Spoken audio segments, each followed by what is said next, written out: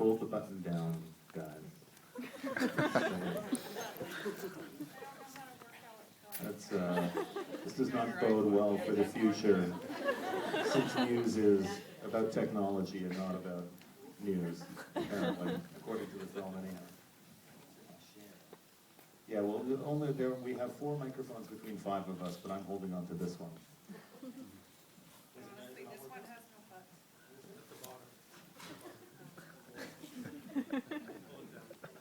Please stand by.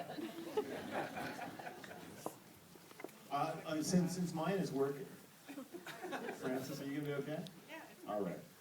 I will introduce the panel right now. Thank you all so much for being here.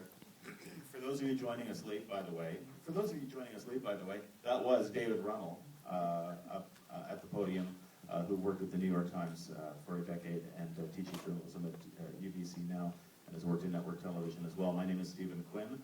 I work at CBC Radio and write a weekly column for the Globe and Mail as well, which is the first and only thing I have ever done with a newspaper.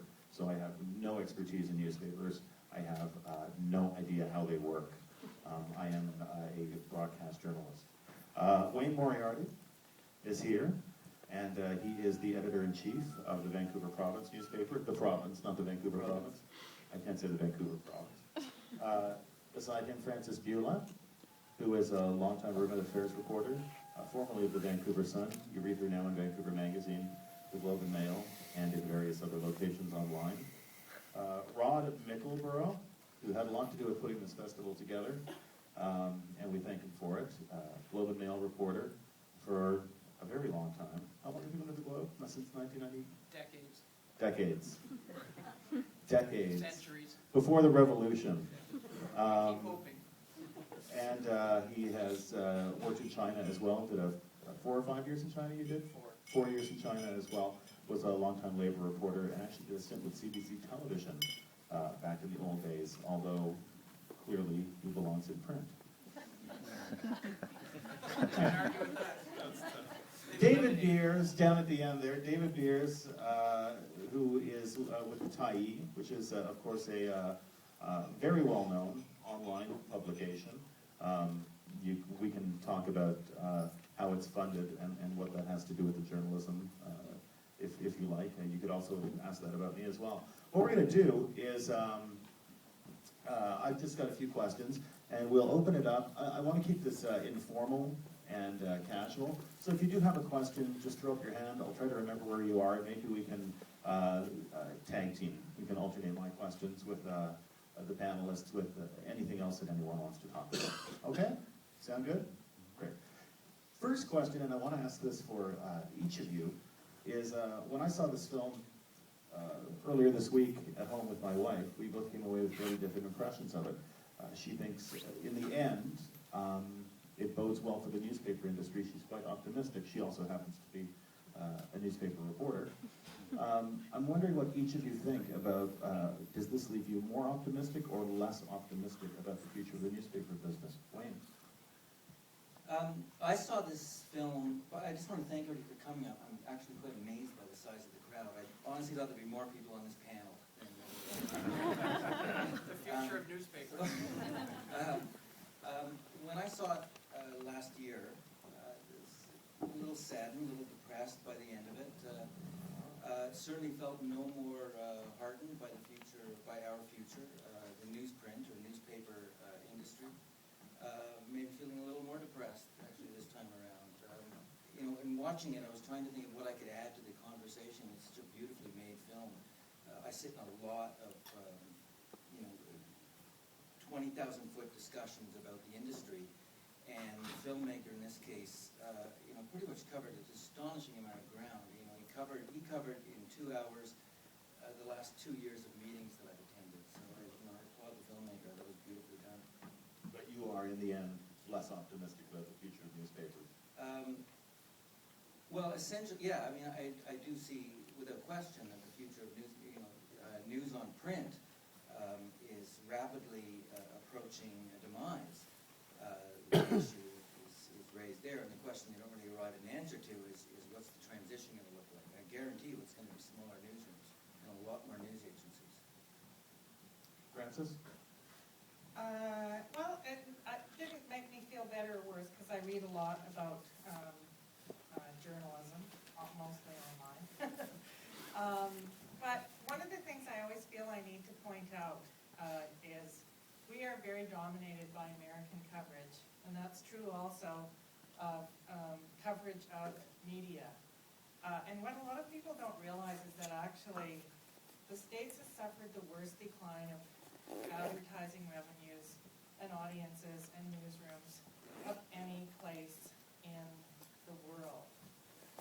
And some countries are actually seeing their newspaper readership go up in places like India and in sort of emerging, countries that are whose economies are getting better, and where it's seen as a mark of prestige to read a newspaper, just the way it was in the United States and Canada in the 50s and 60s. That was the mark of being middle class was, you got a newspaper delivered to your door, and a lot of people aspire to that.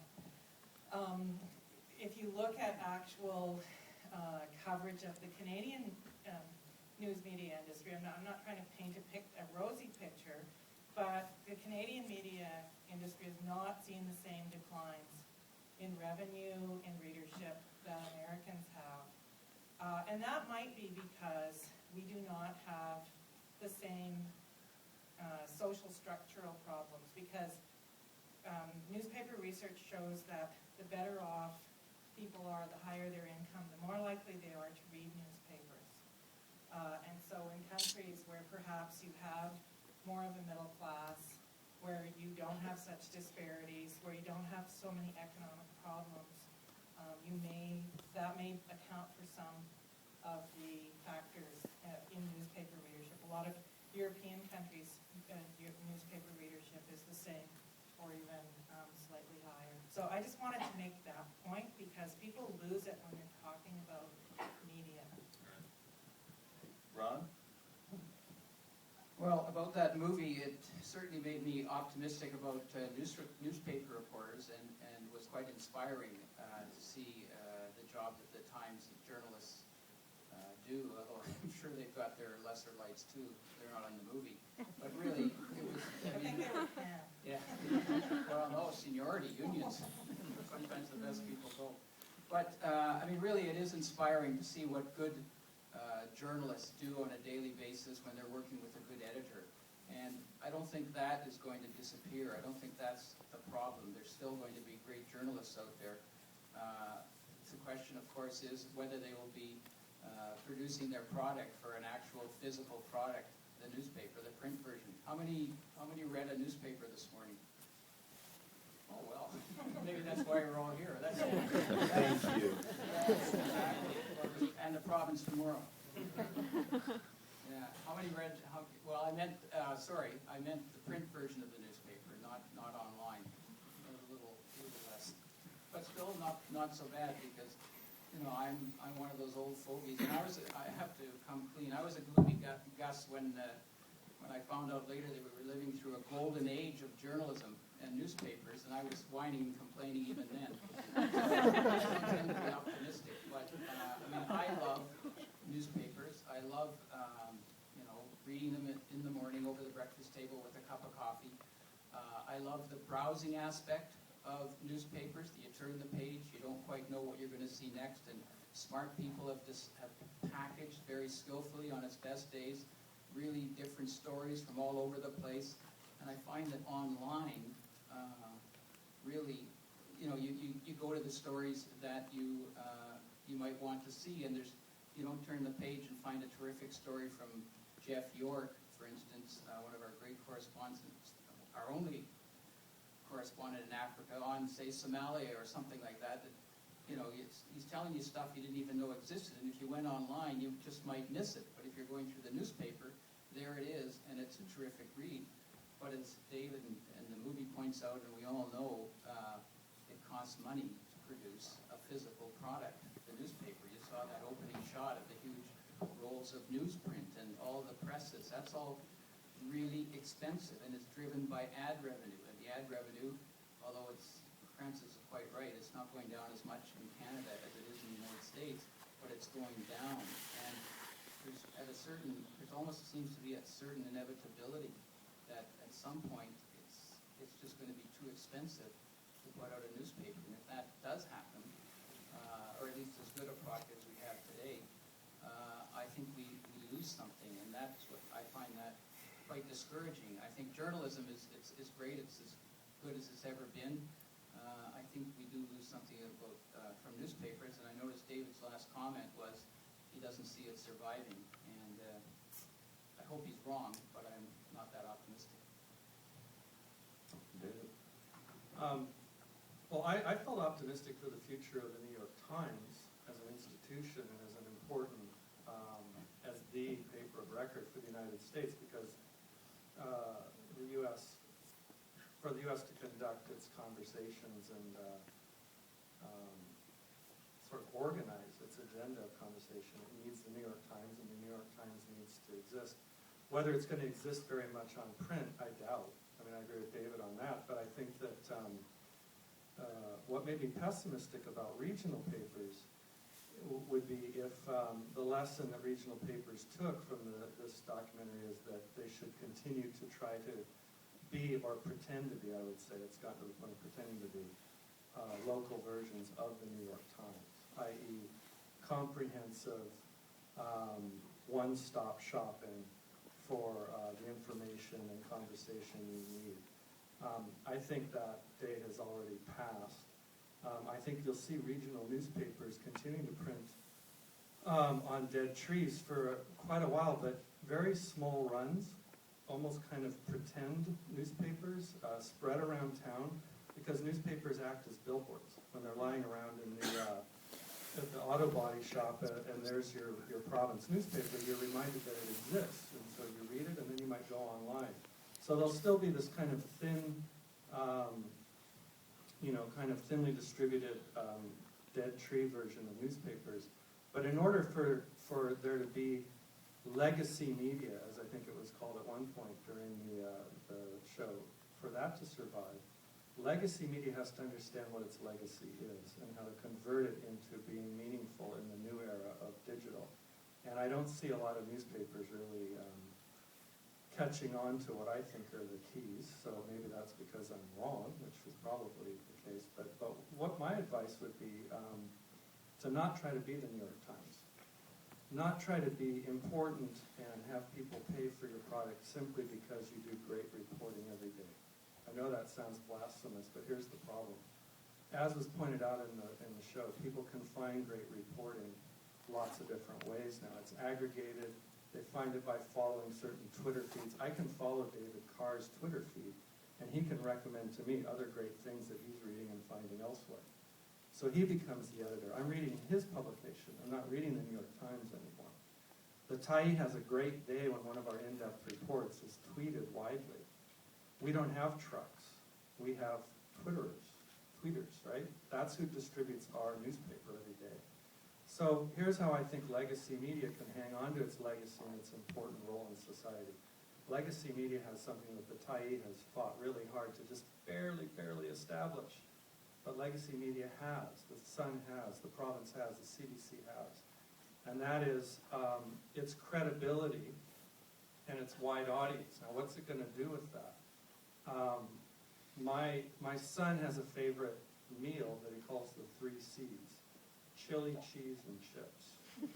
The 3 C's, the recipe, I think, for legacy media going forward it's a different 3 C's. It's collaboration, and this is something legacy media has not done much of, but now I know the CBC is doing a little more. This is the Tyee Solutions Society collaborated with the CBC on a series of reports on best practices in Aboriginal education. And Daybreak ran some of our reporters' work, and she was on the show, and we collaborated, and that meant that we shared the cost and we shared audience. So I think collaboration is where legacy media needs to go.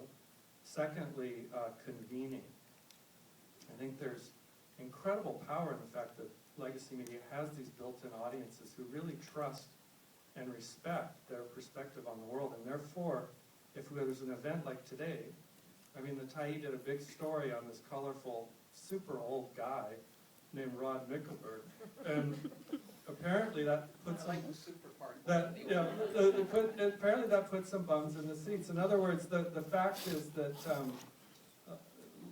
media with large audiences could do more to create public engagement moments away from its own pages. You know, it could create online convening of voices and interactive moments. It can convene people into moments like this. And it could use those moments to do more than even just have panel discussions. They could be problem-solving exercises as well. So that's a more dynamic role for legacy media, but it has the trust and the audience to pull that off. And the final thing I'll say, because I know I've gone on a while, is the last C would be what I call catalytic journalism. I mean, the New York Times does a great job of covering lots of issues, and local media needs to do that as well. But a lot of issues here in Vancouver, we already know are problems. We know the downtown east side is poor and hurting. We know that, we have problems with a large carbon footprint in our suburbs or what have you. It's time for journalism to try to crowdsource solutions and try to orchestrate conversations and investigations into how to solve problems. That's what I would call catalytic. I think if legacy media could do more of that, then its status in the community as critical to the community, a critical institution that the community could not imagine being without, would be more assured. Thanks. Anyone on the panel like to respond to anything like this? Anybody interested? I just add a fourth C, that, so-called mainstream media, or some may argue with this, but also credibility, which is another way of saying accountability. Because, you've got a million things out there on the web and online and all that kind of stuff. And, who are they accountable to? I mean, they're accountable to the people that agree with them. But, say all you will about the mainstream media. I guess it's not the same accountability, I suppose, applies for our online product too, not just the printed product. But we are accountable to our readers. We fact check, we correct. If you read something in the Globe or the Sun or the Province, you can be pretty sure you may not agree with maybe the way the story's shaped or whatever, but that it's accurate, and then you can bounce off that and become informed about an issue, knowing that this is a credible, accountable story, and we are accountable for what we do. And so much out there on the web is not. We saw in the film that the system of checks and balances that's in place at those media organizations.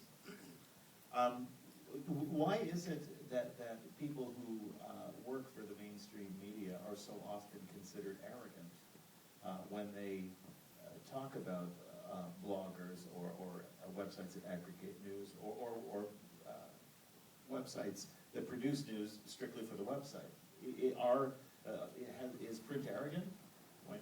Well, I think the industry, old journalism,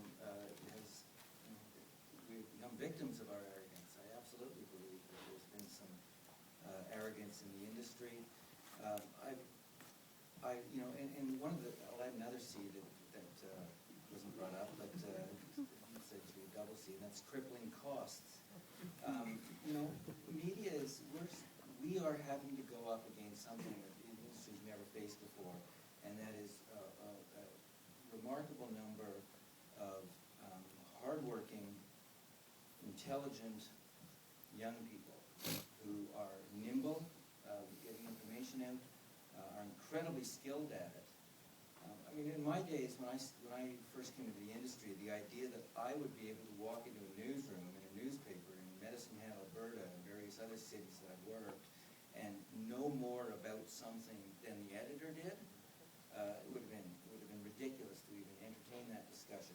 But we have kids coming in from Ryerson and coming in from UBC, who are better at what they do, far better at what they do, and far better at gathering information than I have ever imagined myself being. And in terms of arrogance and hubris, and it's a difficult time for people, for all of us. Except David, who did have a change to how we get information in the city, but it's difficult for all of us, and like, I'm rambling here, but, Well, I just want to move down. so you were talking about areas. Yeah. I think we have become bigger. Is the reputation And I deserved? really do wish, yeah, I think to some degree it is. And I think the smart people in our business have acknowledged that and are you know, New York Times, no questions, yeah, we'll deal with WikiLeaks, and these are the terms under which we will deal, but we're gonna deal with WikiLeaks. I mean, there is some part of that. There was a long time, and we tend to forget about it, but there was a long time where we really had trapped audiences, and we could do whatever we wanted. The money was rolling in, and even when I started at the relatively late date of 1983, I mean, and I didn't come to the Sun till '87, I mean, there was money to send people off here, there, and everywhere to do stories. And I don't know if it was arrogance, just as sort of you get involved in your own world, you have money to do things, and you don't really think about the impact you're having. But it's not just arrogance. It's also that when you're in a powerful position, and this happens to more than just media, you forget the impact that you have. And it's the same thing in teaching, it's the same thing in other arenas. And one of the things you learn as a teacher, I teach journalism, is that you have to be really careful about the jokes you make, because the joke you make as a powerful person comes across really differently than when you're just a regular person. So people resented the media because they saw them as so powerful and so unassailable. And for all of you who are like weeping tears of nostalgia over the New York Times today, when I was a reporter in the 80s and 90s, there was a publication called Fairness and Accuracy in Reporting, and another one called Extra, that dedicated themselves to finding the flaws of the New York Times. And they had whole issues where they would deconstruct every story and talk about all the mistakes that the New York Times had made because it was a corporate, hegemonic institution that was tied to, you know, other sources of institutional power. And I think people didn't take that seriously enough, and there was no way to connect, or there weren't very good ways to connect with the audience. So sometimes even when you weren't arrogant, you were perceived as arrogant, and there was a culture of challenging everyone who had power. And we forget, but part of what has brought media down is a lot of groups who said they're out of touch, they don't know what they're doing. And this was long before the internet, this was long before advertising revenues declined, who were saying, you know, they're out of touch, they're inaccurate, they report what they want, they have their own agenda, they're nattering nabobs of negativism, or they're, you know, liberal bastions of something, or they're communists, or whatever. And that was going on even before, so that kind of set the stage for everything that's come since then. Yeah, that's a good point, because the media, mainstream media, and I guess I have to exclude the publicly owned CBC, but even that's accused of being arrogant too, is that we're considered to be part of the corporate power structure because, you know, we make profits and we rely on advertising and we have large business sections and so on, and sometimes we may appear arrogant with our editorials, which generally don't call for the overthrow of society. And so, but, you know, you go into our newsroom. Narrow thinking. Yes, I realize that. But, you know, we're still, the reporters are not part of that power structure, and, you know, it's amazing how many people will associate the newspaper with the editorials, which I've rarely ever seen an editorial have much of an impact on anything, and yet if they'll support, say, the BC Liberals in their editorial, oh, there's the Golden Mail, it's a BC Liberal newspaper, and, you know, you walk into our newsroom and the reporters are all over the map and their opinions. But it has been good. Francis is quite right. Newspapers sometimes can get up on their high horse and take themselves too seriously, and we should be questioned. We should absolutely be questioned, and we should be accountable, and we should run more corrections than we do, and have at us. You know, we're not sacrosanct. keep reading and And keep they are buying. having at us. Have you And read, that's good. have you read some of my blog comments on my stories? But you're not the mainstream media. Let's stay away from that, from anonymous online comments. David? I mean, the two newsrooms I worked in, the San Francisco Examiner, which then eventually became the Chronicle, which the publisher by which was William Randolph Hearst III. So he was the grandson of Citizen Kane. And at one point, I stepped in and filled in for a guy one week editing Hunter S. Thompson's column for that paper. So that should date me. And that, talk about a colorful era, right? So anyway, the two newsrooms, and then I worked at the Sun. The two newsrooms I worked in, full of great people who weren't arrogant, and really wanted to do a great job. But the arrogance was structural. It just, the structure of the media until the internet was a one-to-many structure. What was going to be said and reported was decided and then disseminated through the media, and you read it or heard it, and there was very little opportunity to participate in the conversation. So now the structure is many-to-many. It's horizontal. It's across, and you're seeing that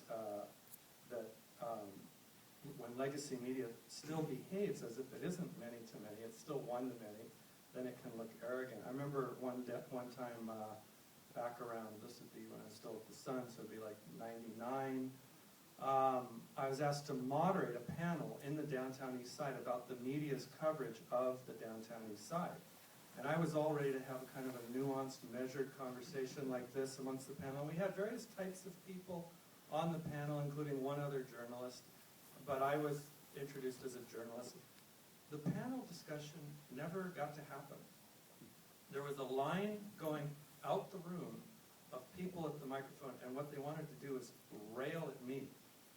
And they wanted to rail at the other journalists on the panel for just being the media, for just portraying the downtown east side in ways that they had never had an opportunity to speak back. There just wasn't the mechanism to respond and to participate in the conversation. So that's the structural problem that caused legacy media to seem arrogant. The last thing I'll say about print media is that the newspapers were the driver of the rest of the media. I don't know if you would agree with this, Stephen, but back in the day, back in When the papers had the only news. back in the day, broadcasters, especially television broadcasters, would get up in the morning and they had to figure out where to send their trucks, where to dispatch their expensive equipment for the day. And that was a risky thing to do. They weren't up all night trying to figure that out. They read the newspaper. So newspapers had a reason to feel a bit arrogant. They sort of drove the media conversation. There was a joke in the assignment process in, I won't say where, but in broadcast, where, what did you get? I got B4. What did you get? I got A3. What did you get? The broadcast news assignment process. And radio was called Rip and Read, and I'd love to drive in the morning and hear my story, complete with grammar and math mistakes, being read out on the radio. But now you see the power of the bloggers, because now you can, way before the newspaper is even available to a radio newsroom, you can be online looking at anything on the internet for your feed. Absolutely. I want to take a couple of questions from the audience. I did see a hand there, but I also saw a hand up in the balcony first. So let's just take the person who had their hand up in the balcony if we could. Sure. Could we home in on the Globe and Mail just for a second, the print version? If you recall, 20 years ago, I could buy a paper for 25 cents, a weekend paper for $1. Sports section was whittled down to a single page at the back of the section. And now sometime in the last 20 years, particularly in the last 5 years, the content has grown by leaps and bounds. There's a BC section, there's a style section, there's all this expansion of content. Of course, circulation has gone down, but the Globe has chosen a model that has not caused its content to suffer to any extent. And is there a question? And so the question is, what is it that they're doing in their model that the New York Times might have addressed? And what are the pros and cons of the Globe choosing to go the path that it has? We'll have to throw that to Ron. Well, thank you for those kind words. I think you're giving us a little Mr. too... Stackhouse, it was good of you to come. As I was saying, saying, boss, we actually need more coverage. Because I'm not sure that the Globe actually, of course, does deserve credit for the areas that you mentioned, the BC section being one, and the new style that's called Style or Life, women's, I don't know what it's called. And it has realized that content is still king, and it really tries to keep the quality of its content high. And I'm not saying only the Globe does this, just talking about the Globe. And actually, our circulation, you keep waiting for it to fall. It doesn't fall, and this is the printed product. The advertising revenue is declining slightly, or I actually don't know how much it's declining, but it's not what it was. But really, our circulation and our readership numbers are fairly steady. There might be a slight dip. So we're doing something right, and I think people regard the Globe maybe in the way in the United States they regard the New York Times, I'm not saying rightly or wrongly, but as kind of a newspaper that celebrates good writing, tells you something different, gives you good analysis, good content, and so on. And it's also a national newspaper, so you do get kind of a window into Canada when the Globe is at its best. And we still have foreign correspondents in the field, which really in some ways are our best reporters, and it's very, very expensive. We've got 5 or 6 in the field. We hope to have more in the next year or so, and that is expensive, and that's one reason the cost of the paper, of course, is going up, because we have to pay for all this stuff. But the Globe still, at its best, does take a lot of pride in the content that it puts out, and I wouldn't say we're doing something the New York Times isn't, but they're so fabulous. But it is true when the recession hit and all these newspapers went out of business, and that's the story that was being written in the United States, people were coming to the Globe and Mail because at that point our circulation was actually going up and saying, what's your secret? And I wish I knew what the secret was, but really the quality of the product is one answer. And it doesn't mean it's perfect by any means. But I just want to point out something here, which is dangerous for all of you, or for many people, which is that journalism is always, the first kinds of journalism that were ever done were business kind of letters and gazettes and so on. There's always been one audience willing to pay for good journalism, and that's business people or wealthy people who needed to know what was going on. And so you continue to see really strong journalism in publications that serve largely high-income earning people or business people.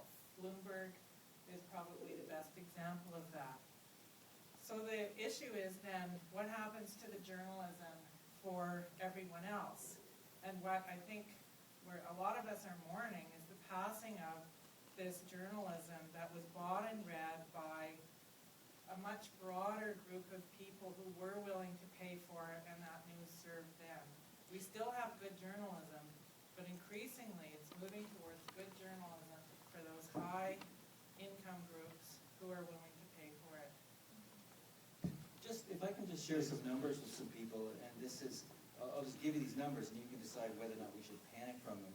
But 5 years ago, the Pacific Newspaper Group, which publishes The Sun and The Province, had $60 million in 1 year, $60 million in circulation revenue. Last year we had about $56 million in circulation revenue. So as we try and figure out this transition, and I believe all of our livelihoods That's is the pretty livelihoods of That's really good. well, this is people aren't aware of that. That there is this sense, especially among journalists, that we ought to be panicking right now, and to some extent we ought to. But there's still some massive amount of there's a massive pot of money out there that people are willing to spend, and what do you want to wear that? It's interesting because I'm thinking about what David said about the future of the physical newspaper and the cutting down a tree, mashing it up, squishing the water out of it, smearing ink on it, and then bundling it up, putting it on a truck and driving it to my house. And then having it sold on the street by some of the characters we saw in the There we movie. are. Very approachable, all of them. It's almost as though, like, you could not dream of a less efficient way to tell people what's going on. And so, But all of those things eat into that $55 million pretty damn quickly. Right, but what happens when, if David's right about newspapers becoming billboards, and a few of them are printed and left around for the sake of vanity or to keep Rod happy, right, then, I think we just print the news on Rod. And walk around the town. All labor reporting stories. he'll tell you if you just ask. But I guess the question is, how much of that back end of printing, production, newsprint, delivery, circulation, how much does that cost relative to the front end, where all the news gathering happens, and before somebody hits send? Because if you take away all that, then aren't newspapers running much more efficiently? Don't mention the pressman. Well, no, I mean, I'm sorry, you mean much more efficiently online? Well, I'm saying that if you do, David doesn't have any of those expenses. Right. So if traditional newspapers decide that they're going to do away with the paper newspaper, how much money are they saving? What's the overall cost of production for a newspaper versus what it costs to gather the information, compile it, write it, edit it, and... Yeah, well, as I said, that you add those costs in, especially in a market where you are dealing with some historically difficult unions, and difficult's the wrong word, tough unions. Yeah, that $55 billion vanished in a heartbeat. I mean, that's great revenue, but I mean, some people have asked, in the face of the freebies in our market, who have had a considerable impact in journalism in Canada, you know, why we consider the province going free, and we can't afford to go free. We really can't. We cannot afford to go free and maintain the newsroom of roughly 80 to 90 journalists that we have. We just could not do it. We could not possibly do it and go free.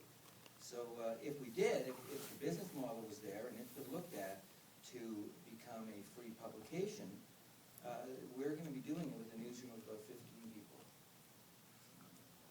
Well, I mean, to give you some, I think you're kind of curious about the numbers on our side maybe. And basically, so we started from scratch in a brand new era of what was called open source software. So salon.com, I don't know how many people know that online site. It's been around since the mid-90s. They spent about $10 or $20 million developing a proprietary software to run their online magazine, one of the first ones ever. And then somebody ran off with it and made it open source. It's called Bricolage. It's actually an old-fashioned open source now. And so we grabbed it and did a cheap version of Salon back in 2005 for about $60,000. So those are some, so that's what it costs. I mean, you basically hire a programmer to put together a website with open source software. At that point, you need to build your audience, and that can be expensive. But right now, the Tyee, you know, it's, the two things that make the Tyee a reasonable business proposition are that we don't try to cover everything. I feel bad for Wayne because he's got all these expenses, and he's locked into this promise to his readers that we're going to cover everything tomorrow in Vancouver, and it's harder and harder to do that. The Tyee can wiggle free of that anytime. We cover whatever we want. We leave the rest to Wayne and the Globe and Mail, right? So, and the CBC. So We're now leaving it to the sun. yeah, so thanks all of you for freeing us up to go deep into a few areas and try to steal those areas, you know, frankly, and own those areas and use Twitter and Facebook to then distribute. So that's a model, if you could imagine lots of different Tyees existing out there, picking their spots and going deep.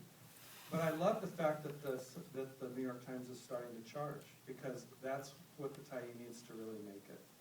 If people paid 11 cents a visit to the Tyee, 11 cents a visit, not a page view, just they could come and look at everything on the site, and that would be thousands of stories backlogged and easily archived. 11 cents a visit, we would be breaking even, because that we combine that with other revenue sources we have, ads, partnerships with various people, philanthropic stuff like ProPublica does. me, that's a super hopeful figure. I think we can get to 11 cents a visit. Not every website's going to command that, but I think quality websites that really own a particular area of the news should be able to get 11 cents a visit. Let's take another question. Person down here who's been waiting patiently. Thank you. Okay, so much of what's being talked about now are business challenges. And Stephen, you just asked a good question that didn't really get addressed if you took out the whole cost side of printing. The characteristics of good media, print, I primarily read, but everything online, I'm going to say print, source print, but online sites, are curiosity, tenacity, tough, bravery. That needs to be on the business side. A specific question for you, Wayne. Why do you still have two brands in the market? Why do you have the Province and Sun? Has there been talk about not having two brands? I think there's been talk of not having two brands ever since there were two brands. But you're in a fight now. Like you've cited the union problems and the young, smart journalists coming in with editors. Unless you address those super, super fast and get in the game, you're dead, right? Without having to offer up any details, I can tell you that's a daily discussion. So what about decision-making to actually experiment further? And I love the media. I consume piles of it all day long, but so much of it's slow on the business side, not on what's being produced and consumed, but the trial, the experimentation of business. You cited William. Well, you have to understand, the levers that we are pulling are numerous and they're very large. I totally agree with you. I know exactly what you're saying. But to this day, we cannot send a reporter out with a camera. I mean, we are still facing some ridiculous restrictions that make us, make doing great journalism Well, look at the pulp mill business. That is, in a way, tangentially related. The unions are shutting down. The businesses are getting shut down. And it's not because of What unions are shutting down? I don't. Sorry. I mean, Large pulp mills all I was around reading North that America CEP and the CAW are going to merge into a super Canadian union. I mean, Lots of pulp mills are getting shut down. Newspapers already are shutting down before the unions are shutting down. Let's I keep. agree with that statement too. Thank you. I just want to take it back to a sort of to more general, and I appreciate what both of you have to say about that. It's a very interesting question about the true brands in the market, and I hear a rumor once a week that it's the province's last day, and there it is on my desk again. Does the downsizing of newspapers, this is true of all media, you can, please, by all means, take it to the broadcasters here. Does the downsizing of media, do the financial pressures of media mean that you need more kittens to bring eyeballs to advertisers?